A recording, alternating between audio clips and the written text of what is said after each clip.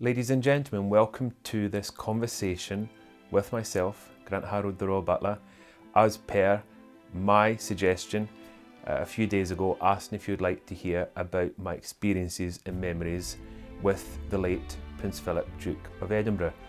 And I was overwhelmed at how many of you asked for me to do this. And not only that, but the questions that I've received from emails, texts, on social media, I should say, has been amazing. And obviously I've done my best to look through them and pick out the ones that I felt most of you would like to know. A lot of the questions that I was asked are very similar, so forgive me if I kind of round them up and answer them under one. But as I said, I was just really pleased that so many of you wanted me to do this, and here I am, just me, sitting here having a conversation with you about those memories and experiences. And if I may, I'd like to start off by saying that I was with the royal household for 7 years. I was a butler, even though in the media today I'm known as the Royal Butler. I was a Royal Butler for the Prince of Wales, the Duchess of Cornwall and Princess William and Harry. And in that role, I had the most amazing opportunities and again experiences with other members of the royal family, both in the work capacity, so actually as a butler, but also off duty, which was equally quite special. So I got to spend time with them on both sides, if that makes sense. And the memories are equally as special. Because of confidentiality, obviously the things that I can't and I wouldn't discuss, because it wouldn't be fair on members of the royal family or on myself. So the kind of things that I'm going to share with you are more things that you may already know, or things that I experienced off duty, as I felt that would be the best way to conduct this. So as I said, I was a butler for Prince of Wales, Duchess of Cornwall, Prince William and Harry for several years, between 2004 and 2011. And it was quite a special time because William and Harry was still living at home at Highgrove. Highgrove is the home of the Prince of Wales and the Duchess of Cornwall, and somewhere that I've been lucky enough to call home now for about 18 years. So I still live at Highgrove. I no longer work for any members of the actual immediate family, if that makes sense. I don't work for the Prince of Wales, Duchess of Cornwall or William and Harry any longer. So I was a butler for the Prince of Wales, Duchess of Cornwall, Princess William and Harry, and I was extremely lucky to also have the opportunity of looking after members of the family, including the Queen and the Duke of Edinburgh. Now, for me, this was a dream come true, because as a child, this is something I really wanted. I wanted the opportunity to one day work for the Queen. When I was a youngster, I saw a movie called Remains of the Day. It was all about a butler in a private house, and I thought, wouldn't that be an amazing career? But not only just to be a butler, to be a butler for the Queen. And I even wrote to the Queen as a youngster. And anyway, many years later, that dream came true. And obviously having the opportunity of working for the members of the royal family and getting to know them was just the most amazing experience, and something, as many of you can tell, I treasure still to this very day. When the news broke of the death of the Duke of Edinburgh, I was actually filming for an ITN documentary. It was my first trip to London. I even did a video that I was going to share with all of you of this trip to London, because it was such an exciting thing for me, actually getting to go and work in London for the first time in over a year. And it was in the middle of the filming that the director actually said to me, "I've got some bad news." And I thought, oh, there's a problem with the filming equipment, or because the director was remote, obviously, because you can't have too many people in the room. There was a cameraman and myself, and the director said, "I've got some bad news." And I just assumed there was a technical problem. And he said, "I'm sorry to tell you that His Royal Highness, the Duke of Edinburgh, has just died." And I was absolutely gobsmacked. Now, even though I was aware of his age, obviously he hadn't been in the best of health recently, and it's always in the back of our minds, but I had no idea, obviously, that this news was going to come as quickly as it did. And the filming continued, but even though I was just sitting there in a complete daze, and they very kindly gave me a break so I could gather my thoughts. And to say I was emotional, I was. It's really difficult because when you work for these people, you become, you're not the family, but you become part of that family. And so you get to know them as well as you know your own family. So when one of them has died, for me it is quite a thing. You know, it really does shock you because here's somebody that you've known for many years has suddenly passed, and I think my first thought was for the Queen, because obviously I was desperately sorry for the Queen, and just knowing how close she was to Prince Philip and that relationship, which was such a special relationship. And it was that I found very, just thinking about how she was going to deal with this news, and just praying that she would continue. And as of the other day, as we all know, she has actually carried out an event at Windsor. So it's good to see that she is continuing, even though it's obviously going to be very difficult and very different for her and the royal family. So then obviously all my memories come flooding back on my time with Prince Philip, the first time I met him, the kind of occasions that I either looked after him or got to attend events. And this is where I'm now going to bring in some of your comments, because it's actually going to go hand in hand with my experiences. So if I may, I have the trusted iPad here, and there was a question from a few of you where you've actually said, could you tell us about the day you met Prince Philip? And this particular question is from a Joan, and this was actually, I'm taking this one from YouTube, and I actually have got to know Joan from the YouTube channel, and I thought it's a really good question, and as I've mentioned, quite a few people have asked me the same thing. The day I met Prince Philip, I was trying to remember, because it's a bit kind of mixed, my memories, as to when I actually officially first met him. But one of the first occasions I saw him was in Scotland, when he was wandering around on the Birkhall estate, which is the home of the Prince of Wales. And I remember kind of spotting him, and because in my mind this is an 80-year-old gentleman just wandering around, I need to go and give him some sort of assistance or to see if he's okay. And the other staff said, no, this is what he does. He wanders around. It's his time. He just enjoys having a look, just seeing what's happening, and just to let him get on with it. And of course, I was forgetting that many years ago, Prince Philip and the Queen, when they were Duke and Duchess of Edinburgh, I don't know if many of you know that, but our Queen was once the Duchess of Edinburgh. They actually had the honeymoon at this very house, Birkhall, so it's got a lot of memories for both of them. So it was quite poignant to actually realise this was somewhere that he once called home as well. Anyway, that would have been the first time I believe I saw him. And the first time I was introduced to the Duke of Edinburgh was by his son, Prince Charles, my boss, at Kew Palace at the Queen's 80th birthday. The Prince actually introduced me to both of them. And I remember Prince Philip didn't say a huge amount, but there was the pleasantries of the introduction. And I liked him. I liked his humour, I liked his wit.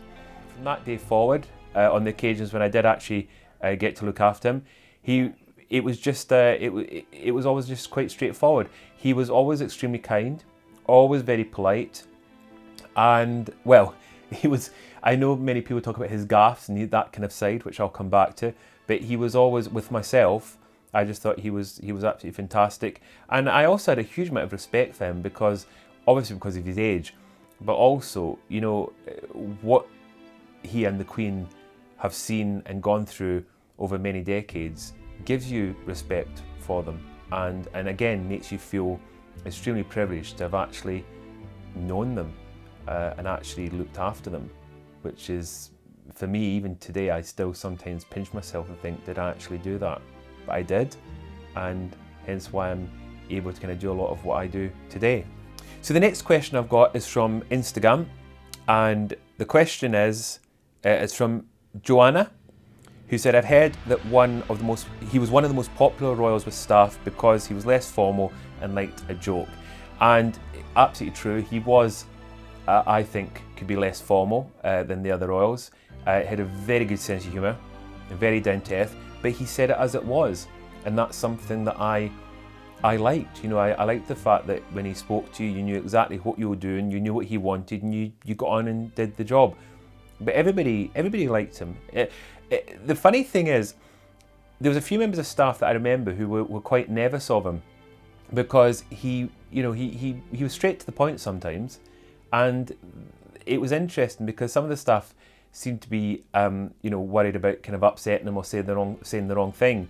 But in a way, he was just straightforward. You know, very military, old-fashioned, but equally had a great sense of humour. And I didn't find him intimidating or anything at all. If anything, as I said, I always enjoyed when I had the opportunity to look after the two of them.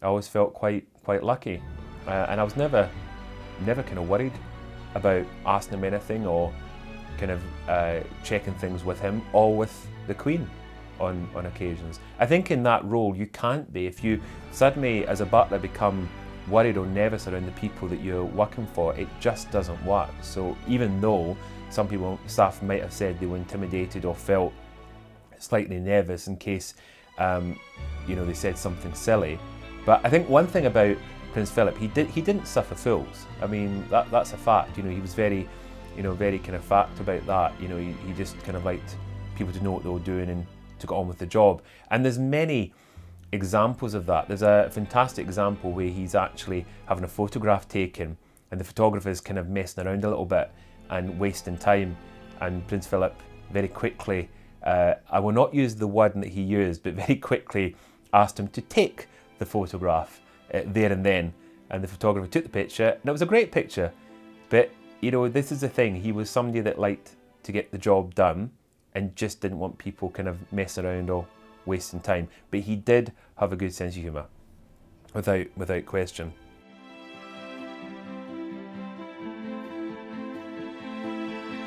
Moving on to Facebook, somebody has asked me about would Prince Philip have supported Prince Harry in his recent decisions. Prince Harry and the Duke of Edinburgh and the Queen all have a very close relationship, as far as I'm aware. Or they certainly did when I worked for them. And I remember the Duke of Edinburgh and Prince Harry had a lot of time for each other. And I believe that members of the royal family would support Harry in his decisions and what he's doing. And it's possible Prince Philip did support him, but it's difficult. I can't really comment because I'm not there. I don't know, and it'd be wrong for me to put words in people's mouths. But I think the relationship that Prince Harry had with his grandfather and grandmother is very close. I do believe that they support each other, and even though there's been a lot of stories going around, I always think it's best to kind of keep out of those kind of things. However, what is a fact is that Prince Philip thought a lot of Prince Harry, and equally Prince Harry thought a lot of his grandfather, without question. And I think the one thing that Prince Harry's sad possibly is that his future daughter will obviously not be, will never get to meet her grandfather. That I think will make him sad. But on the positive, obviously Archie had that opportunity. So yeah, it's obviously a tricky one, isn't it? I mean, many people have lost people, and they say they wish they'd met the unborn children, obviously, and but I suppose that's part of life, isn't it?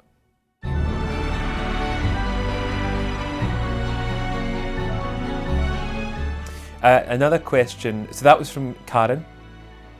That question was from Karen on Facebook. And one other question she asked: is it true Her Majesty sleeps sitting up?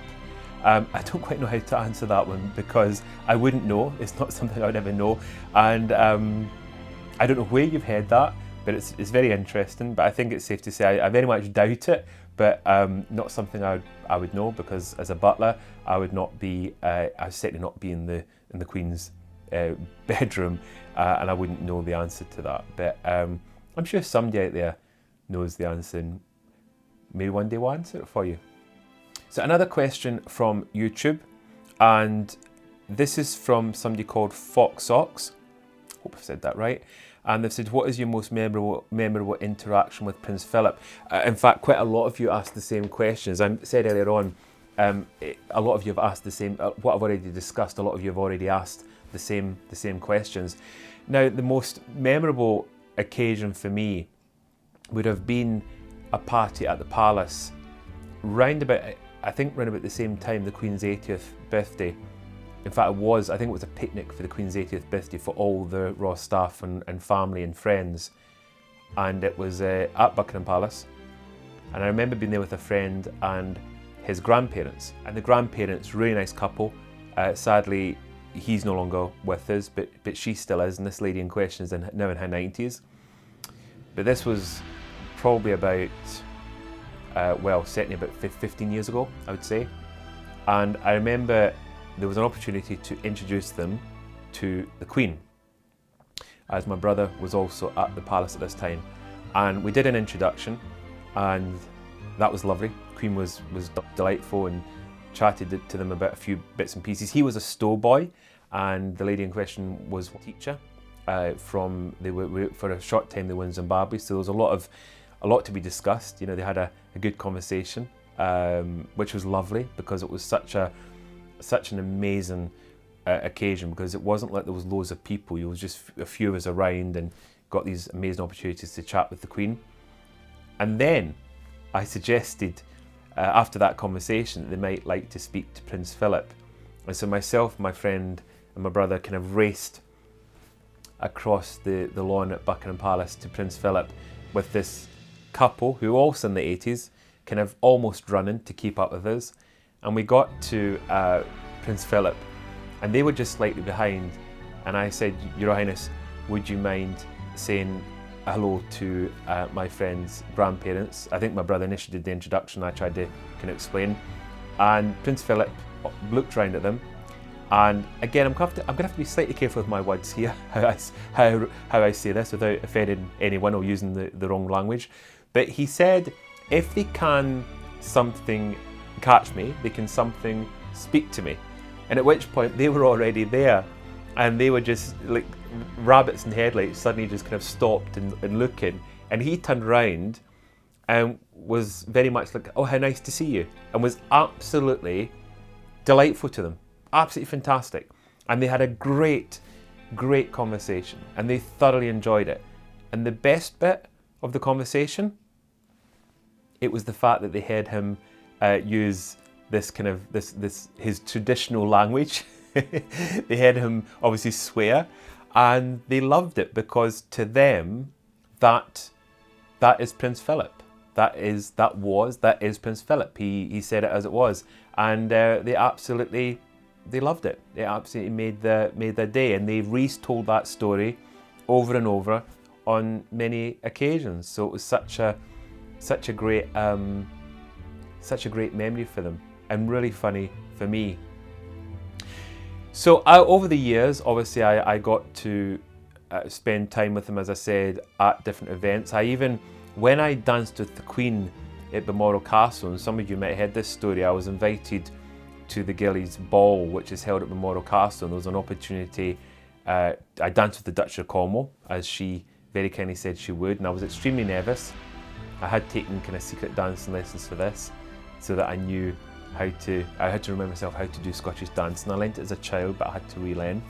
And then there was an opportunity to dance with the Queen, and in this dance, part of it also, there was a Scottish reel, which meant I also had the opportunity to dance with other members of the royal family, and that included Prince Philip. And the one thing I remember about dancing with the Queen and obviously Prince Philip in this reel was they both were very good dancers, but they also were watching your feet to make sure that you knew what you were doing, making sure that you knew how to do the dance.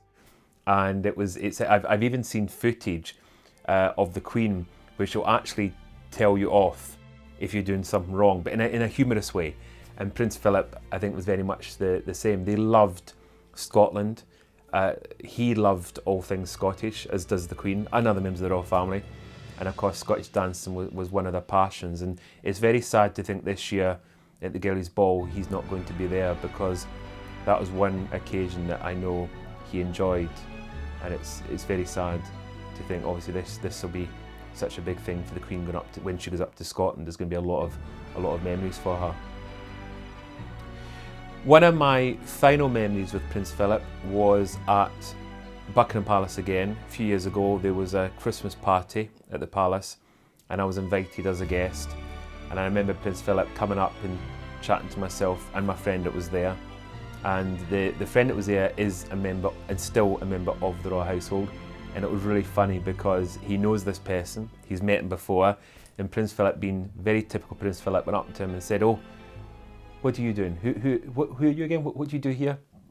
Very kind of humorous, very kind of fun, and it kind of made us all kind of laugh, and made a couple other kind of fun comments, and realised suddenly that the Queen had wandered off and decided he better catch up with her, so that, you know, as he always was there, he was always by her side, a few paces behind, and it was lovely just to see suddenly this little kind of, this funny kind of side to him where suddenly he was like, "I better go and catch up with the Queen," you know, and off he went.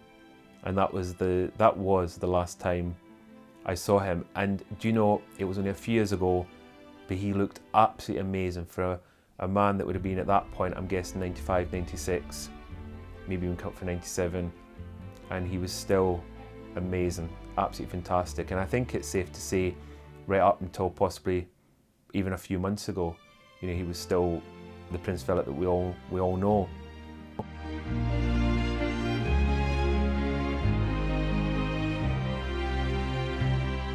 We've got the funeral coming up, which is on Saturday, tomorrow, and I'm sure many of you are going to be watching it. It's going to be broadcast, possibly on, well, it will be on BBC News, as well as other networks, Sky as well.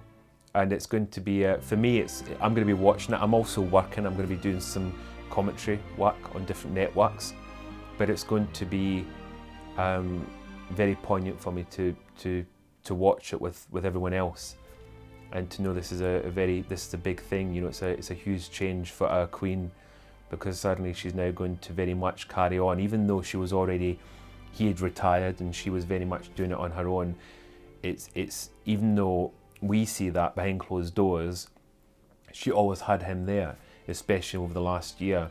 And now that you know, as many of you know, because we've all lost people over the years. I've lost people over the last year who are very close to me, and we all know how difficult that is.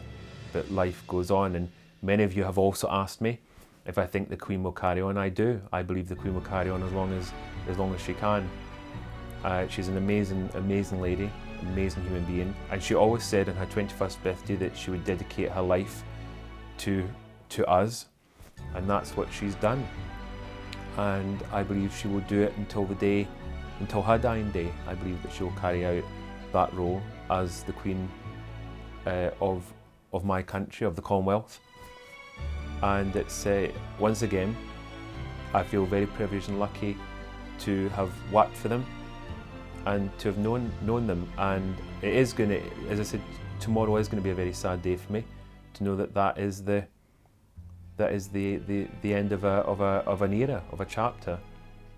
But I have got so many wonderful memories, as you can tell, and I'll treasure those. And I'm sure there'll be other opportunities when I might do another one of these conversations and share other fun memories that come back to me, because obviously tomorrow there'll be other things that I'll remember and think, oh, I forgot about that, because that seems to happen to me a lot when I do a lot of interviews. I suddenly remember some great memories. And I do feel very lucky to have had the privilege and the honour of working for members of the British royal family, and on occasions looking after His Royal Highness Prince Philip. And yes, these are memories that I will always treasure. I hope you've enjoyed hearing some of my memories and experiences, and forgive me for not answering all the questions, otherwise this would turn into a movie.